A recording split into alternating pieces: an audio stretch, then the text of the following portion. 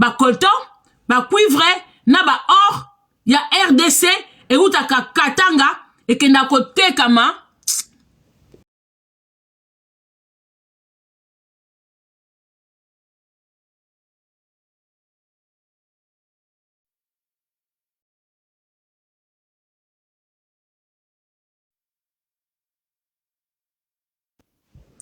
Bolimbisanga, ekota soute. Bande Kolanga, je ne sais pas depuis quand quelqu'un qui a été emprisonné pour trafic peut devenir conseiller spécial d'un président. Je ne sais pas jusque dans quel pays où vous pouvez voir quelqu'un qui a été emprisonné. Cause il y a trafic, il y a minéré, il y a kimuyibi. Oh kutu, et koki ko avantage mindele ayaka kote klano biso. Mais a comme conseiller spécial. Mais bino boyaka wana, fachi béton. Je ne sais pas béton par rapport à quoi. Dans ce dossier, ma famille, bon monaki, na TikTok nanga, na telebino vidéo. Na telebino vidéo moko, bandeko. Bozela po boebo mona biente, bozana longola nanu. Na longola, nini oyo, po bomona vidéo. Le vidéo, malheureusement, n'a pas de son.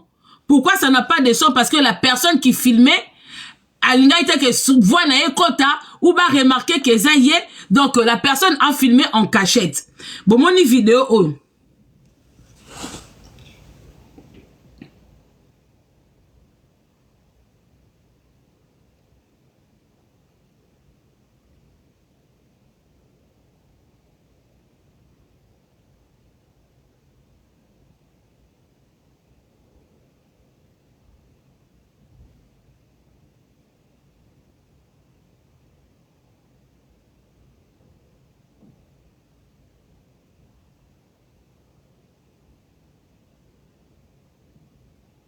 Bandeko, vidéo oyo, avec tristesse, nazo kolakisabino que vidéo oyo yo, la famille, tant bino bofandi na Congo Kinshasa, vous ne savez pas, oyeza na Katanga, ce qui na Lualaba, bandeko a Katanga, so boyebi na Lualaba, c'est là où se trouve richesse ya RDC.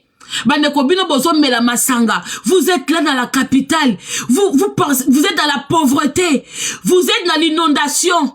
Vous manquez du courant. Vous manquez de l'eau potable. Pendant ce temps-là, vous avez quelque part, na Katanga, na Loyabo, Loyabo, quelque part là-bas, là où il y a la richesse de votre pays. Là où les trafiquants, bazawana, bazo ko siéger, bazo ko zwabilo ko oyo, et koki ko permettre mboka na bino ebonga, et koki ko permettre ba étranger ba kakutu ko ya ko sala na mboka na bino, et koki ko permettre ba création d'entreprise, et koki ko créer ko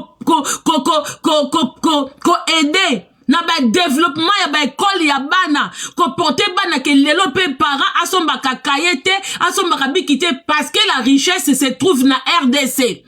Image na tula sabino eza eloko oyo Chilombo na papa oyo mandangu suki mandungu bauti koyiba espace moko minéré ya famille moko bazwaki lango depuis à l'époque de Mobutu. Depuis à l'époque de Mobutu, espace au moment dans la vidéo, ça appartient à une famille. Il y a eu la présidence à Mobutu, il y a Kabila le père, na Kabila le fils.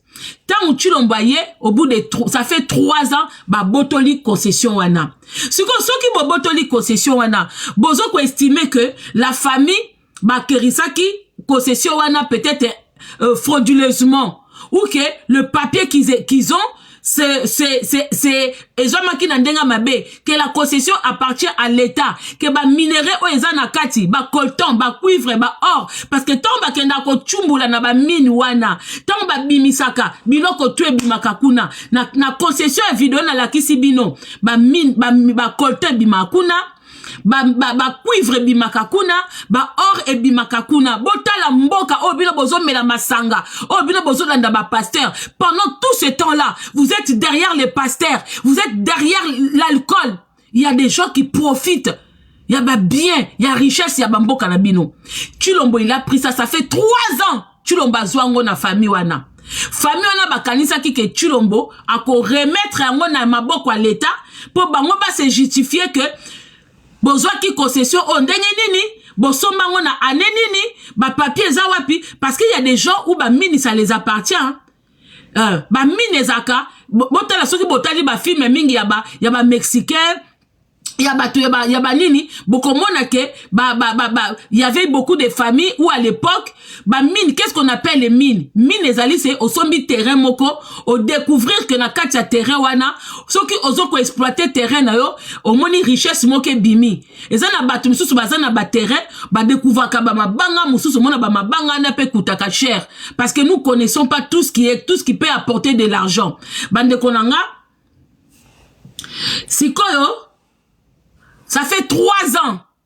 Tshilombo a eu concession wana a pesi yango na sous contrôle ya papa oyo kombo na ye Kaoma Mandangu. Kaoma Mandangu oyo, c'est lui qui contrôle. Maintenant hors réseau kende wapi, cuivre réseau kende wapi, botoli famille moko concession moko boy. Normalement, il faut eya na maboko à l'état.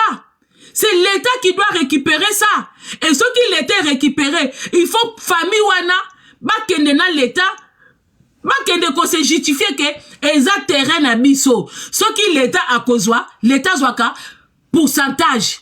Ce qui oza na terrain na yo et bimisi ba richesse moko na kati, l'état yaka, mais l'état zwaka terrain mobimbate. L'état zaka pe na ba pourcentage na bango ke bon, malgré eza terrain na bino, mais l'état aussi a des pourcentages dedans. Ça fait 3 ans. Tshilombo na tata oyo, outi boloko, tata o Mandangu, il vient tout droit de sortir de prison na Belgique. Azana casier judiciaire na Belgique pour trafic de minerais frauduleux. Mandangu oyo, Azana, ba Belge ba yebie. C'est-à-dire que les Belges l'ont condamné, Tshilombo l'a blanchi. Regardez le boulot que Tshilombo il est en train de faire. Peuple congolais. Boko Fandana Moutabe président jusqu'à quand? Jusqu'à quand vous allez vous faire manipuler? Je ne comprends pas. Toi, quand beta masola Congo et intéressé à Rabinoté. Mais bouébake, mindele batala ka ville et loté. Mindele, il ne voit pas le présent. Si aujourd'hui, yozo se en Europe, yozo se en Amérique, moi, ce qui m'étonne chez nous, les Africains, nous fuyons l'Afrique parce qu'il y a la misère, il y a la pauvreté, tout ça nous fuyons. Nous accusons les Occidentaux, soit disons que c'est eux qui appauvrissent l'Afrique, c'est eux qui viennent nous détruire. Donc nous fuyons l'Afrique, on vient s'installer en Europe. Mais quand on vient de s'installer en Europe, nous trouvons tout est parfait, tout est ok, les immeubles sont construits, les boulots il y en a partout, il suffit d'aller déposer les CV. Mais la question qu'on doit se poser, pour que l'Europe devienne comme ça, c'est le peuple qui se sont battus. Ce ne sont pas les politiciens. Les politiciens dépendent des peuples. C'est le peuple qui vote. C'est le peuple qui décide. Toi, tu es président. On te vote, on te met dans ton fauteuil. Bako, tu as un fauteuil, non, il y a qui président. Mais dès lors que tu gouvernes mal, dès lors le peuple ne se retrouve pas, qu'est-ce qu'il faut? Prochaines élections, ils te dégagent. Ils ne veulent plus de toi. Mais en Afrique, jusqu'à quand? Les présidents deviennent comme des rois. C'est comme si le pays, c'est comme si le pays, le Congo, c'est encore dans l'époque ancienne. C'est-à-dire que royaume. Quand un président s'installe, jusqu'aujourd'hui en Afrique, nous voyons des présidents qui font des 40 ans au pouvoir, 50 ans au pouvoir. Mais les Africains, vous êtes des bolos. Vous êtes des bolos. Les blancs, ce sont les gens, ils savent se battre. Parce que ici en Europe, au bout de 5 ans, tu dégages. Tu dégages s'ils veulent plus de toi. Tu dégages. Les blancs sont plus vigoureux que nous. Les blancs sont plus courageux que nous. Donc c'est normal que les blancs sont venus coloniser l'Afrique. Les Africains, on n'a que la bouche. D'où on voit un président qui fait 40 ans au pouvoir. Quand il fait 40 ans, qu'est-ce qu'il améliore? Qu'est-ce qu'il apporte? Netim Tokola Tshilombo, vous l'avez donné 2 mandats. Bon, lui-même, hein, avec les Rwandais, lui-même, il s'est pris 2 mandats de suite. Premier mandat, il a fait quoi? Il passe son temps à dire que oui, le Congo n'est plus le Congo est déjà mort, le Congo n'existe plus. Mais le Congo n'existe plus, mais lui, il est président de quel pays? Si le Congo n'existe plus, mais lui, il est président de quel pays? C'est la question que vous devez lui poser. Quand il vient parler aux Congolais, il fait montrer aux Congolais qu'il n'y a plus rien dans les caisses, il n'y a plus l'argent, il n'y a plus rien. Mais lui, il fait comment pour vivre? Lui qui travaille pas. Lui qui travaille pas, il fait comment pour vivre? Ça fait 3 ans, Tshilombo, il a ce minerai, il a eu ce terrain-là, avec plein de richesses. 3 ans, après ça, on a contrôle, il y a Tata Ojo. Bango mi balé 3 ans ba bendi batu babiloko na bango ba bendi famille moko ba bien na bango ba zongi sango na maboko à l'état te Tshilombo tie ba garde atie ba policier dans ce qui boye masasi mi beta pou to te sabino que Tshilombo azo boma batu bozo kate akimisi na Katumbi même Katumbi ba botoli Tshilombo obotoli pe parti moko ya minerai à Katumbi okimisi Katumbi mais pourquoi tu n'en parles pas? Soko kangi miyibi, yako loba na peuple congolais. Soko kangi muyibi, viens parler au peuple congolais, loba na peuple congolais ke, na kangi mutoyo, oyo bazoko yiba, richesse ya mboka. Soki mboka tozo koka kosomba minduki te, soki mboka tozo koka kotonga ba école te, tozo koka kotonga ba université te, tozo koka kotonga ba nzela te, c'est à cause de ces personnes. Sikoyo biso moko na bolingo ya mboka to récupérer yango to kosala bwebwe. Tshilombo, pourquoi tu viens pas? Pourquoi zoyate? Pourquoi zoyate? Congolais bato kwa ba Tshilombo yango azolinga changer constitution azo changer ngoni ni po a se protéger que lelo soki azali susute balandela ete yango azolinga changer ba bibeko ebele ba mibeko azolinga changer c'est pour se protéger lui-même po a se protéger ndenge mama na ye azoyiba na ntsele ba terrain ya bato po bato nyonso baolela ba terrain na ntsele eza mama Marthe na ebite so bazolinga batonga royaume na kati ya Congo je ne sais pas. Donc babiloko yazo kolinga changer wana c'est pour se couvrir lui-même soi-disant l'enfant du pays. Après tout fi mususu bakobima na réseaux sociaux ko défendre Tshilombo comme si il aimait les Congolais, comme si il a l'amour de son pays, il est venu pour un changement. Il a changé quoi depuis qu'il est là? Qu'est-ce qui appartient aux Congolais depuis que Tshilombo il est président? Tous les merveilleux que vous voyez au Congo ça appartient aux étrangers. Mboka ni obomona ka ba étranger ba leki na bozui ba leki ba kolomboka na bozui yo za na poto awa oleki ba kolomboka na bozui apa ba clochard a mike to monaka mais na mboka na biso batu na époque ya Mobutu on voyait même ba papa mibimba bazaki na ba revenu bazaki ba mbongo na ba mbongo mais tangu kaka ba zoba mususu ba ye ba démon mususu ba ye ba étranger na mboka mutu. Na Congo, ce sont les étrangers qui sont riches. Ce sont les étrangers. Ba building nyonso bomona kana, boke gombe, boke soki cité des fleuves, ça n'appartient pas aux Congolais. Ba Congolais, ils font quoi? Ils laissent les étrangers construire au Congo. Ils vendent tous les terrains aux étrangers. Et eux, quand ils volent l'argent, bon, qu'ils sont balibanda. Tshilombo somba libanda. À part maman na eka kamutazo ko arracher, bato ntsele. Bazo ko arracher bango mabele. Tant que nan me comme libino te boyo lela te bo moni ba maman na ba lela na ntsele, mabele ke pas malata. Et que pas maman Marthe. Donc cela veut dire quoi? Au Congo, quand quelqu'un il devient président, il pense qu'à lui. Jusqu'à présent, mutumo kwa zana bolingwa peuple congolais azate. Muto bobenga ki mwana mboka. Ta bomona esekeli oyote. Est-ce que à l'époque Tshilombo zaki na esekeli oyo? À l'époque Tshilombo zaki na esekeli lokoso. Ya lokoso ya muto ayena ndaku na bino, nana liete na journée, azozela bo lamba, bo tanda mesa. Azaki na esekeli wana. Oye ekomi moi sourire moko sournois. Oye azola sabatuke, j'ai tout maintenant, tout ce que j'ai rêvé d'avoir. Ba sapatu na rêva kolata, ba safari na rêva kolata, ba voyage na rêva kosala. Aujourd'hui ça se réalise. C'est voilà le sourire de Tshilombo. C'est le sourire d'une personne qui a rêvé d'avoir des choses et qu'aujourd'hui il les a obtenues. Aujourd'hui il les a obtenues. C'est la première fois que je vois un président qui nomme comme conseiller un prisonnier. Le monsieur que vous voyez derrière Mandungouana, c'est un prisonnier. C'est quelqu'un que les Belges ont arrêté pour trafic de minerais. Et maintenant, il est en possession. Il y a minerais mobimba na Katanga, na Lualaba. Comment quelqu'un qui sort de prison pour trafic de minerais et Tshilombo a quelque côté sous en tête? en tête sous donc y a biloko oyo ba condamna qui est. Vous trouvez ça normal?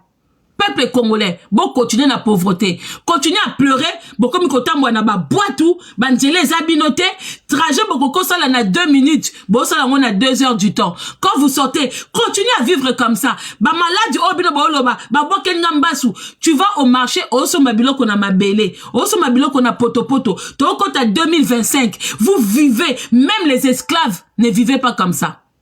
Toi tapoter lève s'il vous plaît. Même ba esclave ba viva boete ba pesa bango ba mettre na bango bazola na banda kumoko ya kitoko mais ba pesa bango moi ba kabani moko mbetu chauffage moi moto moi nini so ba silisi ko kene ko sala na konto na champ de coton bazongi quand même ba sisi ko fouetter bango ba sisi ko sala misala ba mettre na bango bazongi na banda ku na bango ba trouver quand même ya ko lia. Bah trouver quand même Yakolia. Mais vous aujourd'hui, soi-disant, vous n'êtes pas des esclaves. Vous êtes dans un pays démocratique. Le nom là, il faut enlever ça. Hein. Il faut enlever le nom là. Oh, République démocratique du Congo. Hein. Il n'y a pas la démocratie au Congo. Le pouvoir n'appartient pas au peuple. Vous avez déjà un président voleur. Mboka nini, bakena kotia en tête ya mboka mutaki muyibi. Mutaki trafiquant. Donc il est là. Il est là trafiquant avec ma associé à ma trafiquant. Donc à l'heure où je vous parle, ah ouais, vous en avez la sous image na bango.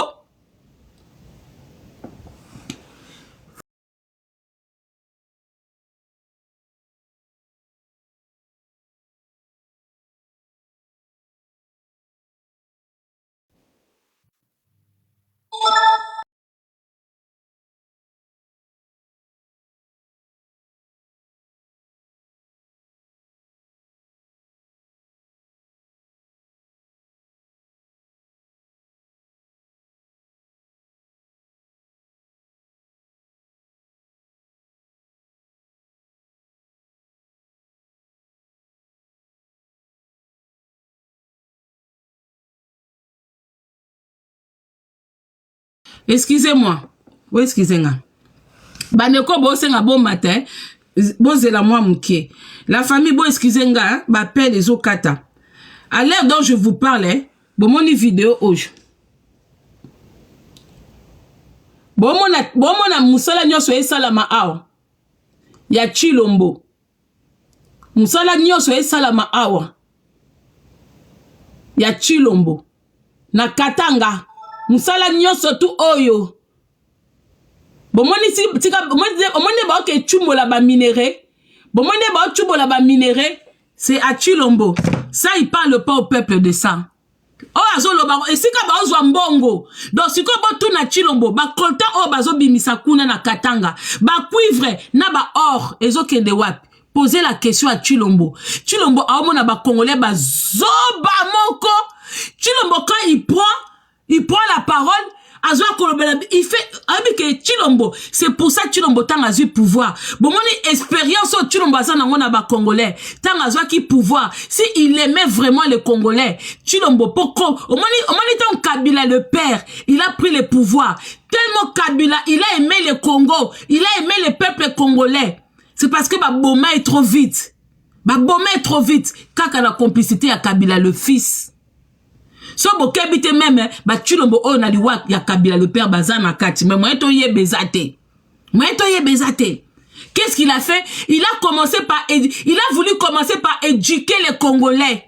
Parce que là qu'on a ce bandakana mentalité, il faut éduquer les Congolais. Les Congolais ils sont trop dans la distraction. Les Congolais bazana distraction makasi. Kabila le père abandaki nanu na noyau, akena nanu na ba racine na se. Abi il faut qu'on éduque les Congolais pour que les Congolais prennent conscience de ce qui se passe au Congo. Il faut tout banda ko éduquer bango. Babani na ko éduquer ba Congolais que dans un taxi, il faut s'asseoir à 3 personnes derrière ou 2 ou juste une personne. Parce que les Congolais déjà quand ils prennent le taxi, il y a 6 personnes derrière, 3 devant. Moi, j'étais là quand Kabila, le père, a pris le pouvoir. J'étais au Congo. Je voyais comment Kabila ordonnait qu'on fouette les Congolais. comme les enfants, comme les brebis, qu'on les fouette. C'est-à-dire que bakangi taxi na yo et memi bate belé fimbu. Parce que les Congolais ont besoin qu'on les rééduque. Ils n'ont pas d'éducation. Permettez-moi de dire, même si vous allez m'insulter, les Congolais n'ont pas d'éducation. Un pays riche comme le Congo, un pays qui tourne mal, un pays qui a un président idiot, un président voleur, mais les Congolais ne disent rien. Les Congolais vivent dans la misère, les Congolais vivent dans la saleté, les Congolais vivent sans eau potable, les Congolais vivent sans électricité jusqu'à l'heure d'aujourd'hui, mais ils disent rien. Ils préfèrent faire des vidéos. Ah, vous savez, moi, gouvernement, mais gouvernement, ce sont des voleurs. Levez-vous, allez les chasser. Levez-vous, allez les chasser.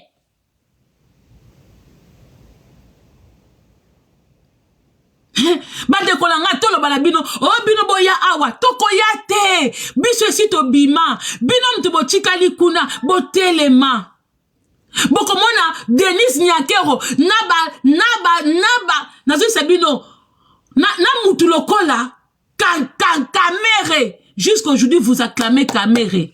Jusqu'aujourd'hui. Congolais, balo banabino ndenge nini. Hein? Papa na biso akufaki afongola mino misu sur Kamere. Bozate na pouvoir te akotele makokene ko benga na Kamere na ndaku ne. Est-ce que ba soda o baza na ndaku a Kamere ba leki bino tous les 24 communes ezawana soki bino tout bo bimi bo décider bo kimisa bango na bana na bango ba koka bino. C'est vous qui souffrez. Hein? C'est vous qui souffrez. Na minute oyoyo toza na tata oyo na ebite mandungu eza province nini. Oh mona kaka po oyo na ebite soka aza muluba ou soka aza ekolo nini. Mandungu wana tozo ebate po bazo changer ba kombo. Toza susu na Kazibazi soki Kazibag Ziba. Soki Kaziba Ziba. Un Rwandais comme ça azape na kati ya concession wana. Ba kolte zo bimakuna tous les jours. Chilombo bomende Chilombo kende Katanga. Chilombo ke do bakenda ka bakeko botola. Ngala kanisa kinde ba botoli. Ba kozong sangona maboko à l'état. Parce que moutounyo surtout oye kokuta ba trafic na gouvernement il faut qu'on dénoncer. Tu n'as pas dénoncer tes pobilo ko nyoso zo boto les zo koma ye. Azo boto la ngope banani, azo boto la bato oyo peut-être bazala ko mi yibité eza ba terrain na bango. Ce que eza ba terrain na bango, il faut beaucoup na bonnet difforme que bino sur 100% vu que minerai o ezo bimana pa na bino bondo zo 60, bo pesi l'état ta 40. Et on l'état kozwa et ko tonga biloko. Et ça passe pour nous les Congolais. Moutou moussousa koyaka pas plaisir avec Kokumisa Chilombo. Et quand on attaque Chilombo, certaines personnes besoin comme na combat baluba. Certaines personnes pour se montrer pour bosser la qui est intéressant na bino, oh ba fingi baluba parce que besoin na ba continuité, besoin na ba sujet quoi ko ça na ba live té, il faut quoi ko kosa ke bazo finga bino baluba alors que makambo eza na ngoya baluba té parce que vous-même besoin souffrir.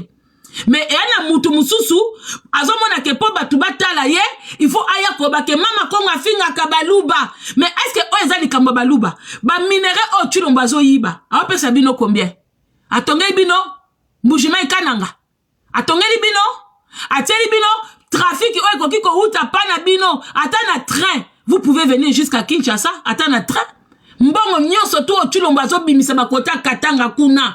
Bambongo non so bimisa. S'il avait vraiment l'amour du Katang de Mbujima et Kananga, s'il avait vraiment l'amour de vous les baluba, angoti la binota tramoko boke note la ba famille na bino, boke note kabiloko na bino.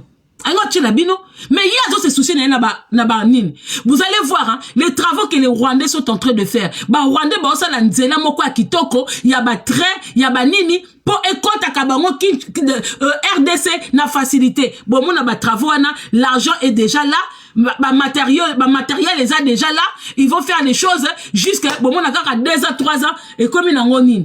Mais quand il s'agit na bino pourquoi que bon mama Congo po bon mona ke foka boa ko bimisa mama Congo afinga baluba po baluba ba côté la bino et ana bas bon bazana TikTok baza inintéressante Bazate intéressante té. Ce qu'on faut battre la bango faut pas kakana komba mama Congo. Pour ça komba mama Congo bo so na bino ba batu ba ko ta la bino té. Il faut que bo kosa batuke afinga kabaluba, afinga baluba mais tout ce que est-ce que na gouvernement à Chilombo, vous les baluba, vous retrouvez? Boy bisanga, ce qui na gouvernement oh, soyez même juste avec vous. Fanda na ndaku na yomoko, c'est poser ma question. Est-ce que na gouvernement ya Chilombo, vous retrouvez? Vous retrouvez? Yomo pendo fando bite, papa ou alinga biso baluba, azama kila na biso baluba. Déjà Chilombo n'est même pas 100% moulouba. Chilombo même du vivant de Tshisekedi, il a nié Chilombo.